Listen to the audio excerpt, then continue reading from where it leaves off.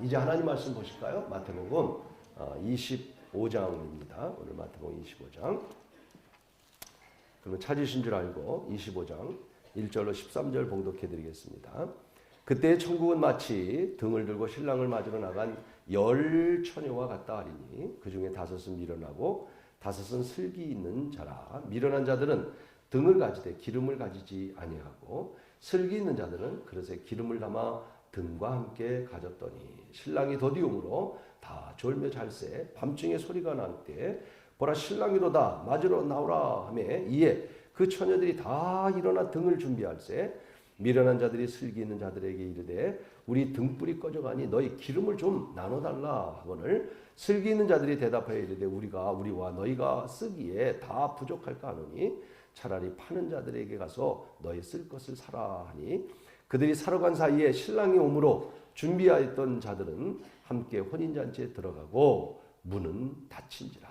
그 후에 남은 처녀들이 와서 이르되 주여 주여 우리에게 열어 주소서. 대답하여 이르되 진실로 너희에게 이르노니 내가 너희를 알지 못하노라 하였느니라. 13절 같이 오늘 결론적인 말씀입니다. 우리에게 주시는 말씀입니다. 큰 목소리를 읽습니다. 그런즉 깨어있으라. 너희는 그날과 그때를 알지 못하느니라. 아멘. 자, 오늘은 10처녀의 비유. 교회 다니면 다 하는 얘기죠. 너무나 잘 하는 얘기입니다. 10처녀의 비유. 제 마음 같아서는 다 아니까 설교 안 하는 것도 괜찮을 것 같은데 그런 생각이 좀 들기도 합니다. 하지만 오늘 조금 우리가 좀 다른 각도에서 또 오늘 말씀을 통해서 다시 깨닫고 이 대림절에 우리가 더 준비된 마음을 가졌으면 좋겠다 하는 생각을 갖습니다. 사실 오늘 이 25장은 24장에서 예수님께서 재림 때에 일어날 여러 가지 현상을 얘기를 하셨어요. 예수님이 이 땅에 재림할 때 24장에서 이런 일이 있을 것이다 라고 말씀하고 난 다음에 25장에 와서 천국은 마치 그러면서 10처녀의 비유를 얘기하셨어요. 그럼 이걸 연결해 보면요. 어떤 뜻이 있냐면 예수님의 재림 때 이런 날이 있기 때문에 천국을 바라보는 사람은 10처녀의 비유를 통해서 10처녀의 비유의 마지막 절 오늘 결론적인 얘기입니다. 그 결론이 같이 읽었던 얘기입니다. 뭐라고 그랬어요? 깨어있으라. 오늘 여러분 정말 우리 이 말씀을 통해서 우리 깨어나는 시간이 되었으면 좋겠습니다. 깨어나는. 우리가 잠들어 있는 신앙 속에 있다면 또 우리가 게으른 신앙 속에 있다면 특별히 미련한 5처녀와 같이 그런 입장에 있다면 저는 오늘 이 말씀을 통해서 우리 모두가 다시 한번 우리 깨어나는 귀한 은혜가 있기를 축복합니다. 제가 오늘 깨어나라 부르는데 시작부터 주무시는 분들은 편안하신 것 같기도 하고 다시 옆 사람에게 깨어납시다. 신앙적으로 깨어나는 우리 교회도 깨어나기를 원합니다. 우리 각자 저도 여러분도 같이 우리 신앙적으로 깨어나도록 몸부림쳐야 돼요. 자꾸 졸음이 오잖아요. 약을 먹으면 졸음이 오는 거죠. 아프면 자꾸 졸음이 오잖아요. 영적으로도 마찬가지예요. 게을러지고 나태해지고 나 자신을 자꾸 쳐서 눈이 졸리면 그냥 떠서 어떻게 해서라도 우리 깨어나자. 아멘.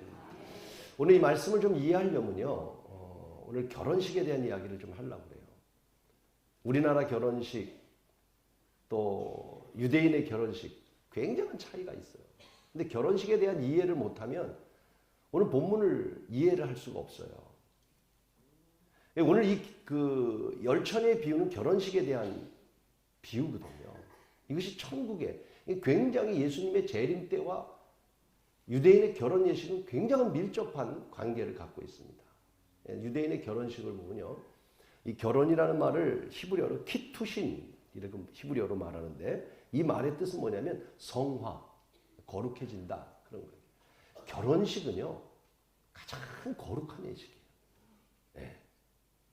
그렇게 신성한 거예요. 신랑 신부가 만난다고 하는 가장 거룩한 예식이고요. 유대인들은요, 남녀가 만나게 하는 것은 하나님이다. 아주 철저한 생각 속에. 그래서 하나님께서 탈무드에 보면 이 세상을 창조하고 지금도 끊임없이 일하는 것이 있는데 남녀를 만나게 하려고 하는 일을 하고 계시는 분이 하나님이시다. 유대인들은 그렇게 생각하고. 심지어는요, 하나님께서 가장 힘들어하는 일이 뭐냐면 남녀를 만나게 하는 거예요. 그래서 탈무드에 뭐라고 그러냐면 하나님이 홍해를 가르는 것보다 힘든 거는 남녀를 만나게 하는 게 더 힘들다. 그런데 그럼 이 말을 가만히 되돌아보면 오늘 부부간에 같이 앉아있는 분들 가만히 생각해 보세요. 하나님이 홍해를 가르는 것보다 남녀를 만나게 하는 게 힘든데 두 사람 만나게 했으니 우리는 무슨 연분? 혹시 천생 왼수는 아니에요? 하나님을 만나게 한 건 너무. 그래서 제가 오늘 이 설교를 하려고 올라오기 전에 우리 집사람한테 당신과 나는 천생연분이요. 그래서 제가 차 한 잔 주고 왔어요. 집사람. 우리 부부가 같이 앉아있다면 손을 스며시 잡고 우리 인사합시다. 하나님이 짝져줬습니다. 부부가. 결혼은 이렇게 하나님이 정말 신성한 것이다. 이 결혼의 의미는 예수님의 재림의 의미와 굉장히 밀접한 관계예요. 오늘 우리가 신부로서 이제 주님이 이 땅에 오실 때에 재림 때에 우리는 거룩한 존재가 돼야 되는 거예요. 아무렇게나 살아서는 안 되는 거예요. 그런 말씀이 다 이 안에 내포되어 있는 거예요. 유대인의 결혼식을 좀 설명을 해볼게요. 우리나라 결혼식은 요새 많이 바뀌었어요. 그래서 예식이 굉장히 이벤트성으로 가는 경우가 많아요. 그래서 막 어떻게 보면 이 결혼이라는 게 말씀드린 대로 키투신, sanctification, 거룩한 예식인데 재밌게만 하려고 막 이벤트를 만들고. 우리 젊은이들 잘 들으세요. 재밌게 하는 건 좋아요. 그러나 결혼식의 거룩성을 잃어버리면 절대로 안 되는 거예요. 하나님이 그 많은 것 가운데 홍해를 가는 것보다 힘든 게 짝을 만들어서 거룩하게 사는 키투신, sanctification, 거룩이라는 건데 결혼식을 오늘날 시대는 어떻게 하고 있습니까? 죄송합니다만은 요새는 뭐 주례도 없이 그냥 두 사람이 나와서 부모님이 덕담이라고 얘기를 하더라고요. 어떻게 결혼식이 덕담으로 될 일이에요? 하나님 앞에 성경 앞에 손을 얹고 많은 회중들 앞에 결혼식이라는 게 얼마나 거룩한 건데. 근데 이 유대인들의 결혼식은 또 우리하고 달라요. 제가 이번에 베트남을 갔다 왔는데 베트남도 보니까요. 결혼식이 우리나라처럼 우리도 옛날에 베트남 보니까요. 아침부터 저녁까지 결혼식을 하더라고요. 제가 머무는 호텔 옆에 보니까 잔치를 하면서 계속 하루 종일 노래를 부르고 잔치를 하더라고요. 우리도 옛날에 결혼식 그렇게 했잖아요. 지금은 어떻게 합니까? 30분이면 끝내야 돼요. 너무 결혼식이 좀 잘못돼 가고 있어요. 또 사실 결혼식은 저희도 교회에서 못해서 너무 참 하나님 앞에도 죄송하고 여러분들한테도 미안한 마음이 늘 있는데 참 교회에서 하는 게 옳은 건데 여러 가지 환경 때문에 그렇게 하지 못할 때가 많이 있어요. 결혼은 거룩한 것이다. 근데 유대인들의 결혼을 보면요. 여러분 들으셨죠? 가나의 혼인잔치 보니까 막 일주일씩 잔치를 합니다. 7일씩. 부자들은 열흘씩. 우리하고 굉장한 차이가 있어요. 그 차이 가운데 몇 가지를 통해서 예수님의 재림의 때를 우리가 잘 볼 수 있습니다. 제일 첫 번째가 뭐냐면 유대인, 우리도 옛날에 있었는데 약혼식이라는 게 있어요. 약혼식. 우리 지금 없어졌잖아요.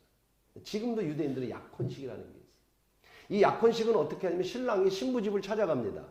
그리고 신부의 아버지에게 당신의 딸을 이렇게 키웠으니까 너무 감사합니다. 라고 신랑은 신부의 아버지에게 거금을 줘야 돼요. 네. 우리 사이는 돈 안 가져온 것 같아요. 유대인들에게 거금을 줍니다. 그 표현은 뭐냐면 당신의 딸을 키워줘서 감사합니다. 그런 마음의 표현이에요. 그리고 이 이제 남자가 이건 약혼식이에요. 결혼식이 아니라 여자에게 포도주를 따라주면서 이렇게 고백을 합니다. 이제 당신을 위해 내가 이 포도주는 생명과 피의 의미가 있잖아요. 네, 당신을 위해서 생명을 바치겠습니다. 당신을 위해서 당신만 사랑하겠습니다.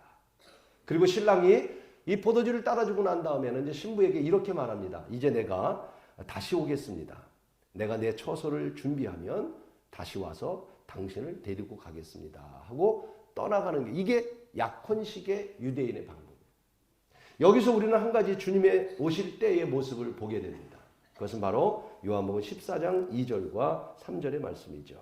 같이 한번 읽어볼까요? 예수님께서 승천하시면서 이렇게 말씀합니다. 마치 신랑이 신부에게 약혼식을 하고 떠나면서 내 처소를 준비하면 다시 와서 당신을 맞이하겠다고 말한 것처럼 예수님이 그냥 말씀한 게 아니에요. 이 포도주, 이 열처녀의 비유와 같이 결혼의 예식이 유대인들에게 재림에 있어서 굉장히 중요한 포인트이기 때문에 그렇게 말한 거예요. 뭐라고 말씀할까요? 25장 여러분 요한복음 14장 2절로 3절 같이 읽어보겠습니다. 시작. 내 아버지 집에 거할 곳이 많도다. 그렇지 않으면 너에게 이르렀으리라. 내가 너희를 위하여 거처를 예비하러 가노니 가서 너희를 위하여 거처를 예비하면 내가 다시 와서 너희를 내게로 영접하여 나 있는 곳에 너희도 있게 하리라. 할렐루야. 이해가 되셨어요? 그런 거예요. 주님이 승천하시면서 내가 다시 와서 거처를 준비하면 내가 너를 나 있는 곳에 너를 인도하겠다. 마치 약혼식에서 신랑이 한 거하고 똑같은 게 이 재림의 장면이에요. 또 하나가 뭐냐면 이제 오늘 본문의 얘기입니다. 본문은 뭐냐면 약혼식이 그 기간이 신랑이 준비하는 기간이 언제인지를 몰라요. 길게는 1년, 2년, 때로는 더 넘어지는 거예요. 우리 요셉과 마리아의 정원한 그 결혼의 그 장면을 보면 여러분 충분히 이해하실 수 있을 거예요. 그래서 그것이 몇 개월이 될지 몰라요. 신랑도 몰라요. 아는 사람은 누구냐면 신랑의 아버지예요. 신랑의 아버지가 이 결혼을 준비하면서 아들을 위해서 집을 준비하면 그때서 신랑에게 말하는 거예요. 이제 가서 내 아내를 데려와라. 그러니까 신랑도 몰랐다가 아버지가 말하면 그때 알게 되는 거예요. 그러면 이제 이 신랑은 이제 신부 집을 찾아가게 되는 겁니다. 그래서 신부를 데려오게 되는 거예요. 오늘 본문의 장면을 보면 이 집에서 잔치가 이루어진 게 아닙니다. 이 잔치집에서 이 또 10명의 이 신부는 신부가 아닙니다. 우리로 말하면 들러리들입니다. 여러분 그것까지 다 설명드릴 수는 없고요. 그래서 신랑이 와가지고 그 잔치집에 10명의 들러리들이 있는데 그들이 신부는 아니고 거기서 이제 신부를 데리고 이제 자기 집으로 가게 되는 것이죠. 이것이 본문의 사건인 것입니다. 그러면 이 날은 아는 분이 아무도 없어요. 아버지만 아는 거예요. 그 아버지가 집을 준비하면 아들에게 가서 신부를 데려오라고 그러는 거예요. 여러분 주님의 오시는 이 날은 아무도 모르는 거예요. 하나님만 아시는 거예요. 하나님이 때가 되면 예수 그리스도를 다시 이 땅에 보내주실 줄로 믿습니다. 그것이 주님의 재림인 것이죠. 그래서 마태복음 24장 36절에 이렇게 말씀합니다. 한번 같이 읽어볼까요? 24장 36절 시작. 그러나 그날과 그때는 아무도 모르나 하늘의 천사도 아들도 모르고 오직 그때를 아무도 알 수 없는 거예요. 알 수 있는 사람이 아무도 없는 거예요. 안다면 이단이에요. 혹시 여러분 주변에 주님의 때를 안다고 유혹하는 어떤 유혹이 와도 넘어가지 않기를 바랍니다. 그것은 아버지만 아는 거예요. 하나님만 아시는 거예요. 그리고 이제 결혼 예식이 진행이 됩니다. 신부를 데리고 와서 신랑 집에 가서 잔치를 베풉니다. 함께 신랑 신부가 금식을 합니다. 그리고 후파라고 그래요. 거기서는 우리가 캐노피라고 그러죠. 우리 결혼식 하면 이렇게 아치형을 만들어 놓잖아요. 유대인들도 그 아치형 밑에 가서 10명 이상의 증인을 데리고 결혼 반지를 끼워주면서 서약을 합니다. 평생토록 당신만을 사랑하겠습니다. 그리고 이제 보자기에다가 유리컵을 놓고 발로 그 유리를 바지직 깨트리면 그 소리와 함께 모든 하객들이 박수를 치면서 결혼을 축하한다고. 이렇게 결혼식이 이루어져요. 유대인들. 근데 이 깨트리는 이유가 뭐냐면 두 가지 의미가 있어요. 하나는 뭐냐면 과거에 우리 유대인들이 예루살렘이 저 이방인들에 의해서 파괴됐다. 하나님의 거룩한 성이 파괴된 것 우리 잊지 말자. 이게 유대인의 정신입니다. 이게 굉장히 유대인들에게 강한 거예요. 지금도 여러분 유대인들이 유태인 학살에 대한 요번에 독일의 총리도 가서 사죄했잖아요. 이 유대인들은요, 그 당시에 그 아픔을 마음의 원한이 아니라 마음속에 품으면서 우리 민족의 이 아픔을 잊지 말자, 그런 뜻을 갖고 있는 거예요. 그래서 유대 민족이 가장 위대한 민족이 될 수 있었던 힘이 된 거예요. 오늘 여러분, 우리 대한민국도 잊지 말아야 돼요. 6.25를 잊지 말아야 되는 거예요. 어려웠을 때 그 아픔을 잊지 말아요. 잊으랴 어찌 우리 그날을. 찬송가보다 더 은혜로워요. 뭐죠? 조국의 원수들이 짓밟아오던 날을. 그런데 지금 어떻게 됐습니까? 지금은요, 젊은이들 가운데 북한에서 내려온 게 아니라 남쪽에서 북침했다는 사람들이 많습니다. 어찌 그런 일이 있을 수 있습니까? 어찌 우리가 공산당을 잊지 않을 수 있겠습니까? 유대인들은 그걸 부수면서 잊지 말자, 그런 뜻이 하나 있고, 또 하나의 뜻은 뭐냐면 깨진 것을 다시 하나가 될 수 없는 것처럼 당신과 나는 이제 깨질 수 없는 관계다. 이게 결혼 예식의 가장 중요한 의미를 갖고 있는 거예요. 거룩한 예식. 그래서 예수님께서는 24장에 재림의 징조를 말씀하신 다음에 25장의 첫 마디가 천국은 마치라고 말하면서 열처녀의 비유를 말씀하신 거예요. 그래서 열처녀의 비유는 재림과 굉장한 깊은 관계를 갖고 있는 것이다. 그럼 오늘 이 말씀 속에서 저는요, 제목은 열처녀의 비유지만 너무 우리가 흔하게 들은 말씀처럼 생각할 수 있지만, 다시 오늘 이 말씀 속에서 저는 제목을 좀 바꿔볼게요. 따라하세요. 미련한 다섯 처녀의 비극. 저는 오늘 우리 제목을 좀 바꿨어요. 그래서 이렇게. 오늘 우리 사랑하는 성도 여러분, 물론 지혜로운 다섯 처녀가 다 되기를 주의 이름으로 축복합니다. 그러나 오늘 좀 자극적으로 저는 미련한 다섯 처녀의 비극을 맞이하는 그런 우리 신년의 성도는 한 사람도 없기를 간절히 축원합니다. 비극이잖아요. 그 비극의 원인들이 무엇인가 오늘 말씀드리려고 해요. 제일 첫째가 3절에 보니까 이렇게 말씀합니다. 3절 말씀 볼까요? 미련한 자들은 등을 가지되, 따라하십시다. 등을 가지되 기름을 가지지 아니하고. 등은 가졌는데 기름이 없다는 거예요. 이 의미는 우리가 이미 과거에 기름은 성령이다 이런 말을 했어요. 맞습니다. 근데 저는 이 말씀을 곰곰이 묵상해 봤습니다. 등은 가졌는데 기름이 없다. 미련한 다섯 처녀와 슬기로운 다섯 처녀의 차이는 다 똑같습니다. 딱 한 가지 차이입니다. 기름이 없다는 거예요. 기름이 없다. 단 한 가지. 여러분 보십시오. 미련한 다섯 처녀나 슬기로운 다섯 처녀 보세요. 미련한 다섯 처녀도요, 잔치에 초대받은 사람. 다를 바가 없어요. 지금 잔치에 참여했어요. 그리고 신랑을 기다리고 있는 사람이에요. 등도 있어요. 신랑이 온다는 소리도 들었어요. 이게 주님의 재림에 대해서 알고 있다는 거죠. 그렇죠? 종종 이런 얘기를 합니다. 미련한 다섯 처녀는 깨어있지 않았다. 아닙니다. 마지막 13절에 깨어라 라고 말씀하지만 이들만 깨어있지 않은 게 아닙니다.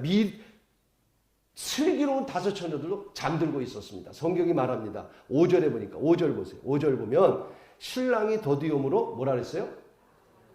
다 졸았어요. 지혜로운 다섯 사람이 깨어있는 게 아니에요. 슬기로운 다섯 사람은 좋은 게 아니에요. 다 졸았어요. 단 한 가지 차이예요. 그 차이가 뭐예요? 기름이 없다는 거예요. 그래서 우리는 이 기름을 일반적으로 성령을 받는 일이라고 말합니다. 맞습니다. 그러나 저는 여러분에게 이렇게 도전해 드리고 싶어요. 등은 있지만 기름이 없다는 것은 형식은 있는데 내용이 없는 것이다. 이렇게 해석하고 싶어요. 겉모습은 있는데 속에 예수가 없는 사람이다. 이렇게 해석하고 싶어요. 그렇다면 그것은 미련한 사람들이다. 여러분, 성령이라고 해석하는 건 맞지만 좀 더 구체적으로 우리는 표현해야 됩니다. 성령은 막연해요. 성령 받았다 안 받았다 막연해요. 이게 구체적이 돼야 됩니다. 그렇다면 고린도전서 12장 3절에 이렇게 말합니다. 뭐라고 말씀할까요? 같이 한번 읽어볼까요? 시작. 그러므로 내가 너희에게 이르노니 하나님의 영으로 말하는데 누구든지 예수를 저주라 할 줄 알지 아니하고 또 성령으로 아니하고 누구든지 예수를 주시라. 성령을 통해서 예수를 나의 주라고 말할 수 있는, 예수가 정말 나의 주인입니다 라고 믿어질 수 있는, 오늘 여러분 예수가 여러분의 주인이십니까? 정말인가요? 여러분이 아멘 했다고 주인이 아니에요. 예수가 나의 주인이라고 말했다고 주인이 아니에요. 정말 여러분 삶이, 내 삶이 이게 기름이에요.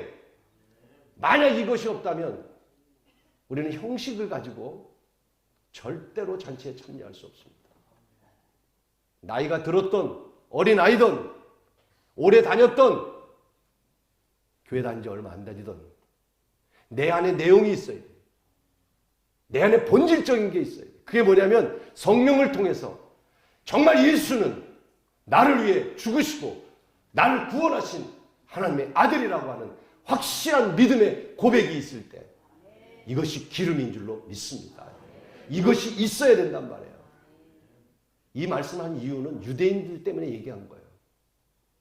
유대인들은 자기가 유대인이기 때문에 구원받았다고 생각하는 거예요. 그래서 예수님께서 이 말씀을 통해서 아니야!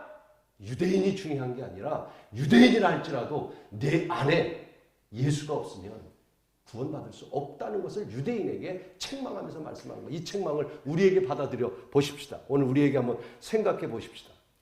교회 다닌다고 구원받는 것 아니라는 거예요. 교회 다니는 것은 등이에요. 교회를 다니지만 예수가 나의 구주라고 하는 분명한 신앙의 고백이 있도록 예수를 만나고 그 만남 속에서 예수를 나의 구주라고 고백하는 고백이 있을 때 그것이 본질이고 그것이 기름이고 그 고백이 있는 자에게는 구원이 있고 지혜로운 다섯 처녀지만 이 고백이 없다면 오늘 저는 정말 여러분 사랑하는 성도 여러분 고민하십시오. 기도하십시오. 그리고 이 대림절에 성탄절을 맞이하면서 그 예수님을 우리 다 만나서 예수가 나의 구주라고 고백하는 고백 속에 슬기로운 하나님의 다섯 처녀가 다 될 수 있기를 주의 이름으로 축원하는 것입니다. 교회 다닌다고 구원받는 거 아니라. 예배도 마찬가지죠. 우리가 시간 되면 저도 주일이 되면 당연히 주일이니까 교회 오는 것. 그것은 등이에요. 여러분이 예배 드리는 건 등이에요. 등. 오늘 여러분 여기에 와서 우리가 이스라엘 백성들도 하루에 3번씩 기도하는 것 잊지 않는 사람들이에요. 그러나 그런 외식적이고 형식적인 게 중요한 게 아니라 오늘도 우리가 예배를 드리면서 신령과 진정으로 하나님 앞에 드려지는 예배가 될 때 그것이 기름이 되는 줄로 믿습니다. 그 기름이 없으면 안 되는. 그래서 예수님이 이렇게 말합니다. 사람을 외모로 보지 않고 내 마음의 중심을 보신다. 이렇게 말씀합니다. 아나니아와 삽비라가 자기 재산을 팔아서 바쳤는데 왜 죽었어요? 형식은 있었어요. 그러나 그 중심이 잘못된 거예요. 하나님은 아신다는 거죠. 여러분 오늘 저와 여러분 우리는 이런 형식보다 중요한 것은 내 안에 있는 내용이고 중심이라는 사실을 기억하고 오늘 이번 우리 성탄절을 맞이하면서 다시 한번 교회 다니는 것으로 만족하지 말고 예배 드리는 것으로 만족하지 말고 그것은 등과 같은 것이니 우리 다 기름을 준비해서 우리 여러분 모두가 정말 한 사람도 빠짐없이 아까 부른 찬송과 같이 저는 찬송으로 부르면서 감격이 됐어요. 왕이신 나의 하나님. 그때 내가 정말 예수님을 왕으로 모셨을까? 내가 주를 높이고 내가 주님을 높이며 살았을까? 아니야. 내가 주인이었고 주님을 나의 왕이라고 말하지만 그렇게 살지 못했구나 하는 생각이 드니까 하나님 앞에 부끄러운 마음이 들었어. 그것이 중심이란 말이에요.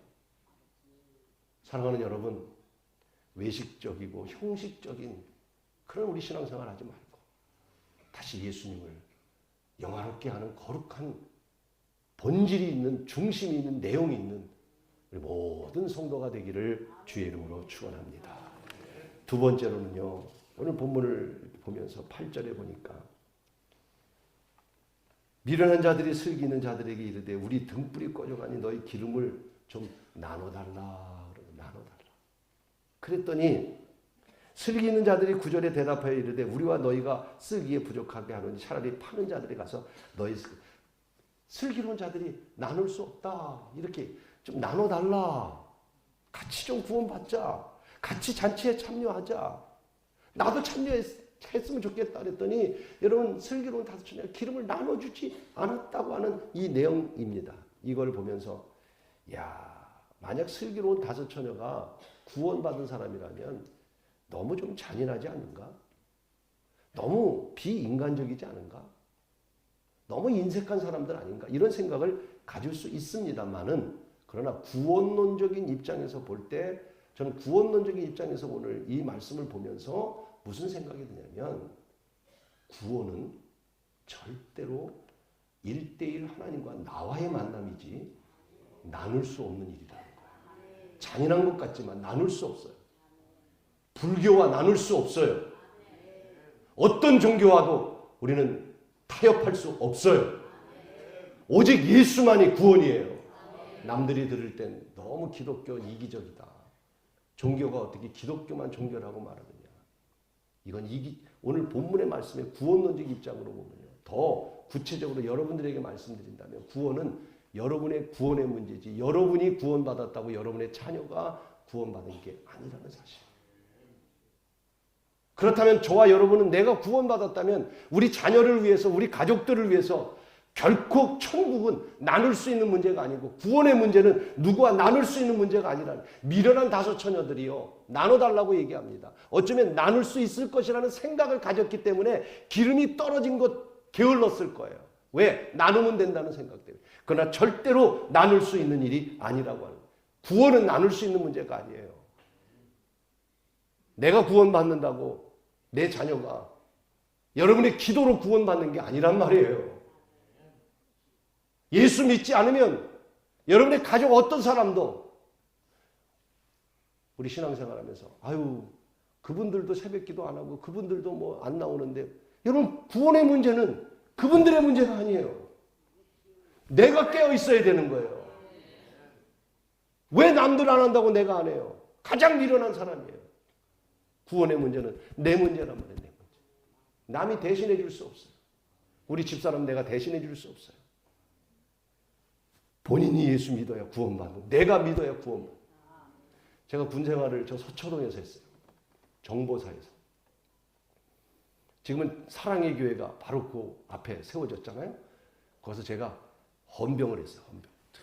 멋있잖아요. 헌병. 딱 하얀 완장 차고 그 사거리에서 그냥 교통 정리하면서 20대 얼마나 멋있었겠어요. 호강을 몰아가면서. 딱 1개월 하고 제가 CP라고 하는 것, 다시 말하면 사령관들 왔다 갔다 하는 곳에서 헌병으로 딱 서 있으니까 괜찮잖아. 그랬더니 비서실에서 연락이 왔어요. 뭐라고 연락이 왔냐면 헌병 그만하고 비서실에 와서 투스타 당번을 해라. 투스타 당번. 이야, 가보니까요. 뭐 이 시간 다 얘기할 수 없고 너무 좋은 거예요. 머리 기르고 사복 입고 투스타 당번.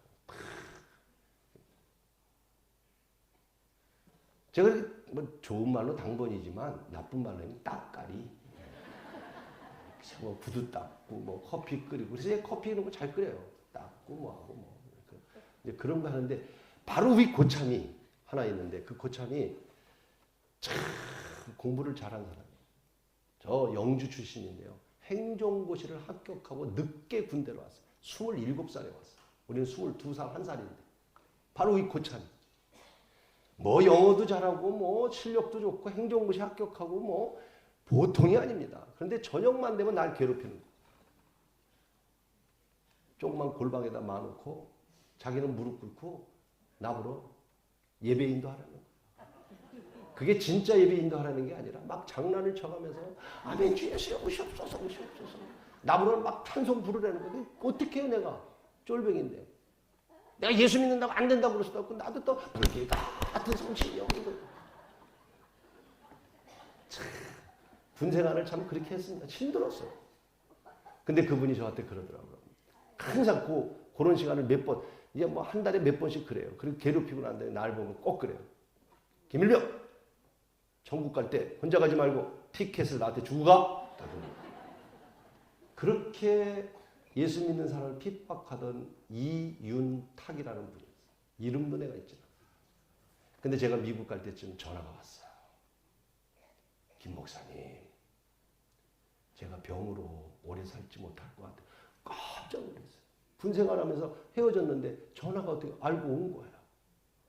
병으로 오래 살지 못할 것 같아서. 내가 너무 안타까워서 아우. 근데 이제 이병정님이 그렇게 얘기하면서 대화를 하는데 그런데 이렇게 얘기하더라고요. 그런데요. 옛날 얘기는 기억을 못 하시나 봐. 그러면서 이렇게 제가 지금 여의도 순복음교회 열심히 주님을 믿고 있습니다.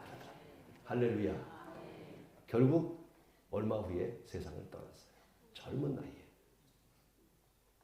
그래도 저는 감사했어요. 왜? 과거에 저에게 그렇게 괴롭혔던 분이지만 예수님을 믿었기 때문에 구원받은 줄 믿습니다. 구원은 그런 거예요. 내가 나눠줄 수 있는 게 아니에요.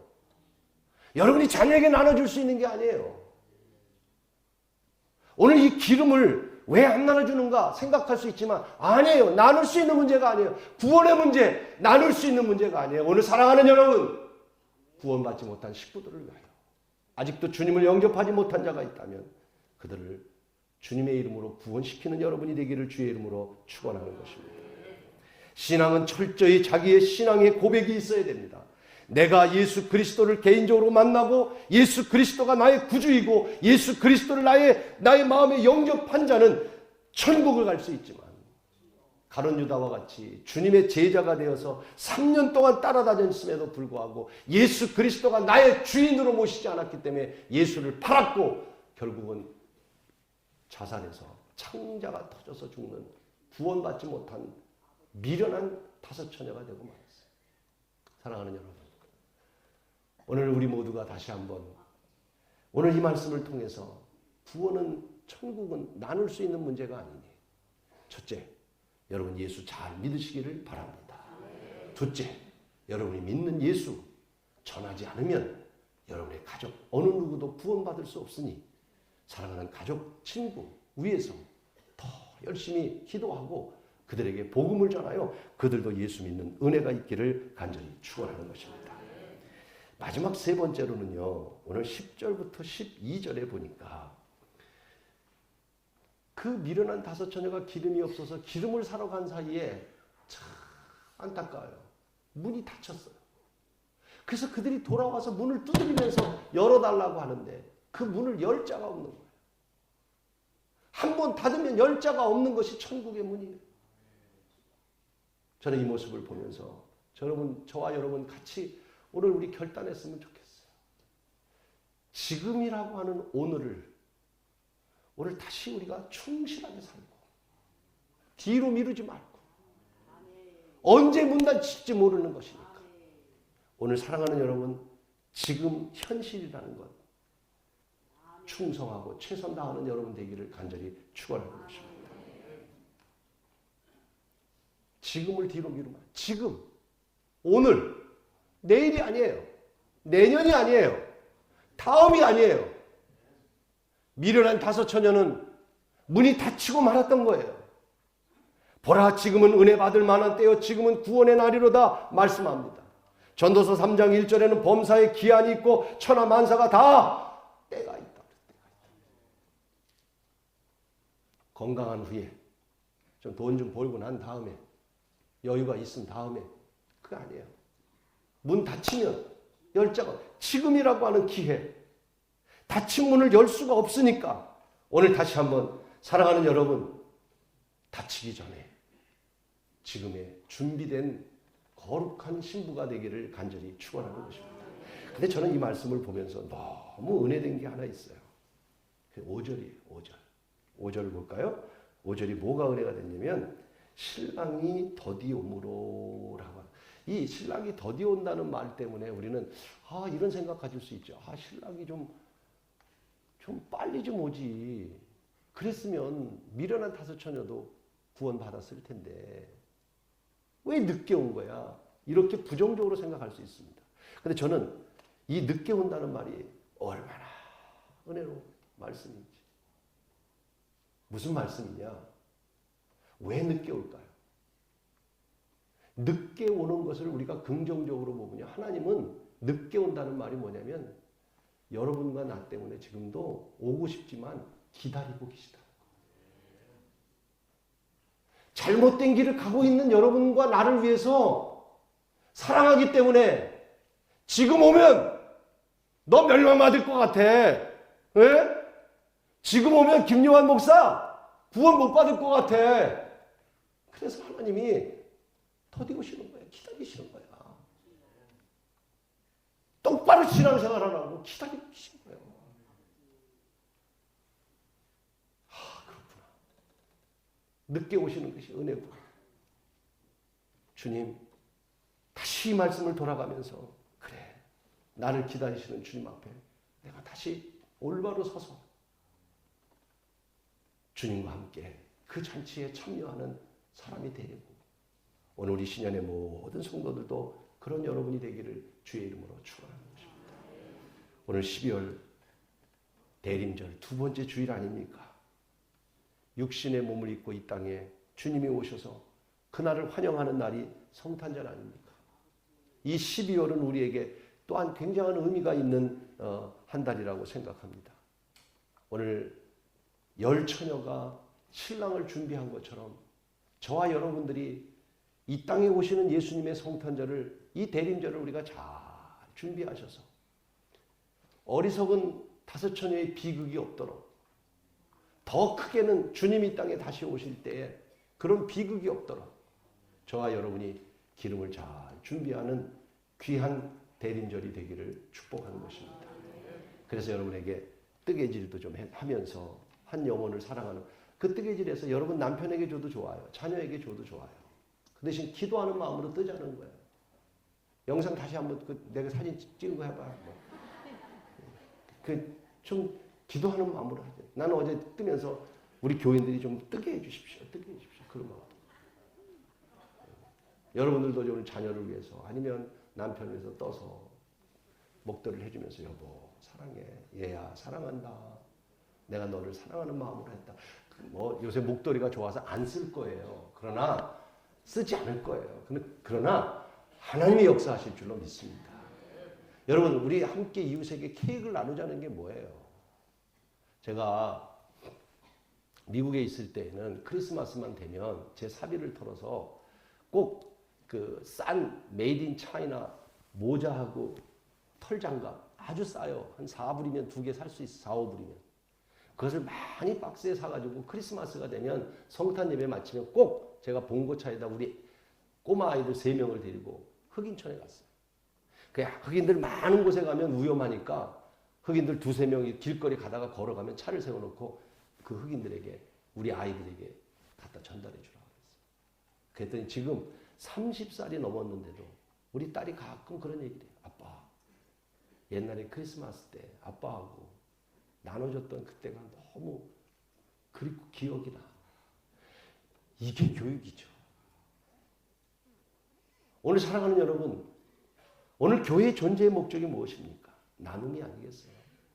이번 성탄절에 여러분의 마음을 이웃과 나누고 또 이웃과 나누기 힘들면 여러분이 함께 교회를 통해서 이런 마우라를 통해서 또 케이크를 통해서 우리 함께 이웃과 나누는 그런 준비된 귀한 대림절이 되셔서 우리 모두 한 사람도 천국 문이 닫혀서 후회하는 어리석은 미련한 다섯 처녀의 비극을 맞이하지 아니하고 저는 오늘 모든 사람들이 지혜로운 다섯 처녀가 돼서 신랑 대신 예수님을 맞이하는 성탄이 되고 그리고 재림의 예수를 맞이하는 여러분 모두가 되기를 주의 이름으로 축복합니다.